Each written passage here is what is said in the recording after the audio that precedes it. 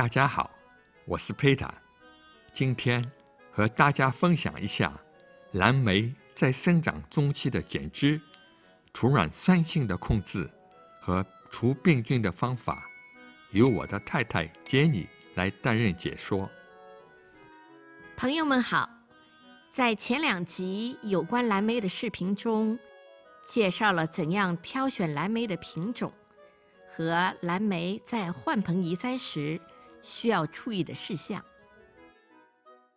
蓝莓小树苗在移栽了2个月以后，天气逐渐进入了冬天的尾声，花芽就开始萌动了。花芽一般长在枝条的顶部，几周后，萌动的花芽进入了盛放期。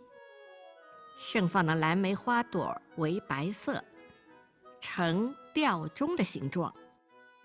蓝莓在生长过程中是需要维护的，尤其是1到2年的幼苗树期，要进行适当的检修，注意水分的控制和土壤的酸性控制。修剪前，先用酒精消毒剪刀，防止病菌的交叉感染。我采用的是剪花芽和剪小果实的修剪方式。在这棵移栽了2个月左右的蓝莓小树苗上，剪去了大约99%的小果实和花芽，仅留下几个等成熟后品尝一下果实的口味儿是否达标而已。修剪的目的是促进小树苗的根系发育，扩大树冠，增加分枝。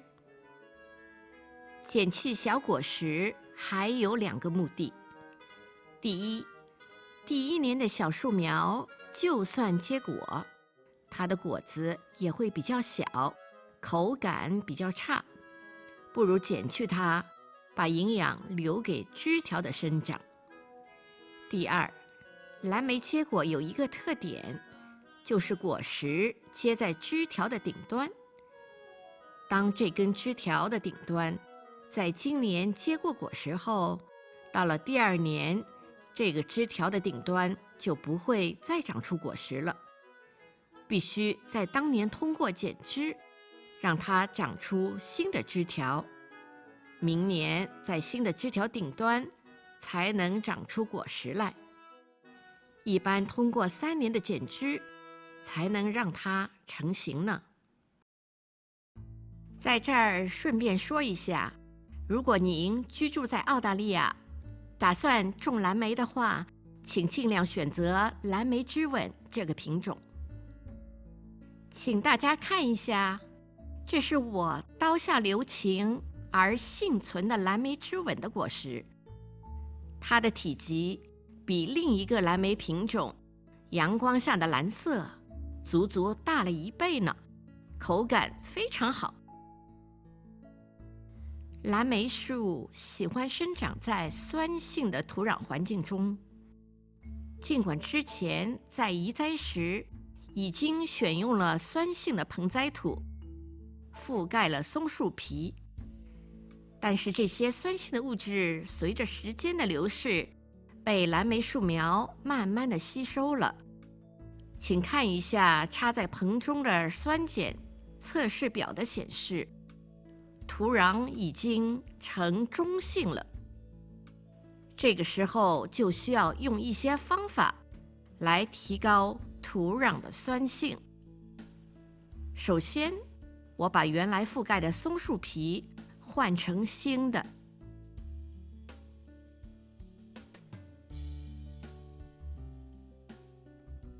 再给蓝莓树浇上自制的用橘子皮做的酵素，经过测量，它的 pH 值是6，呈酸性，也可以帮助提高土壤的酸度。用果皮做的酵素肥含有各种微量元素，顺带着把肥也施了。要注意的是，在使用酵素时，要稀释后才能使用。还有一个让泥土保持酸性的方法是用咖啡渣。请不要把新鲜的咖啡渣直接放在蓝莓树下，这样可能会引起烧根。要用腐熟的咖啡渣，腐熟的咖啡渣是黑色的，已经没有原来咖啡的味道了。经过测试，它的酸度在5.5左右，这是蓝莓最喜欢的。把这些腐熟的咖啡渣放一些在盆里，来增加土壤的酸性。另外，发酵好的淘米水经过测试基本呈中性，所以当液体肥使用是可以的。不过，它对改变土壤的酸性值的作用不大。在这儿再提一下，蓝莓是寡肥植物，对肥料需求量是比较小的，所以施肥一定要小心翼翼。过量施肥极易使蓝莓树体遭到伤害，甚至整株死亡。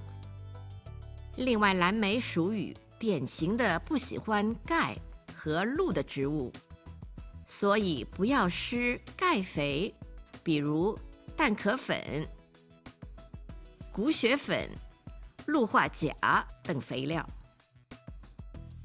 种蓝莓的土壤 pH 值在5左右最佳。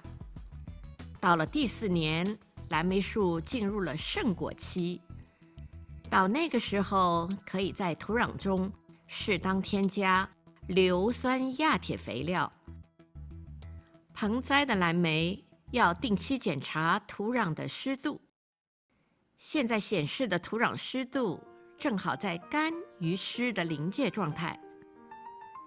如果在春秋季节和冬天，这个湿度是可以的，但是在夏天气温高的情况下，水分蒸发得很快，这个土壤的湿度对蓝莓来说还不够。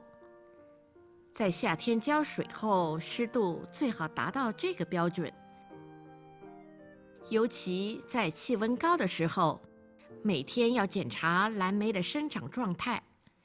当发现它的树梢向下垂的时候，就说明缺水了，要及时的给它补水。浇水要一次性浇透，要浇到直至盆底流出水为止。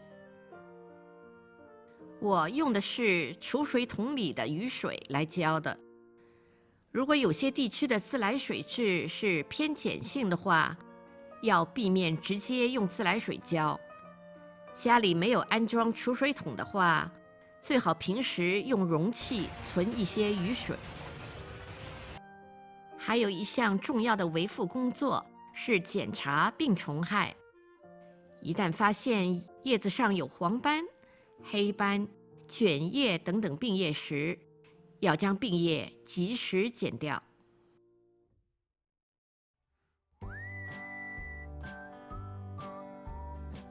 然后使用相关的除病菌的药进行喷洒。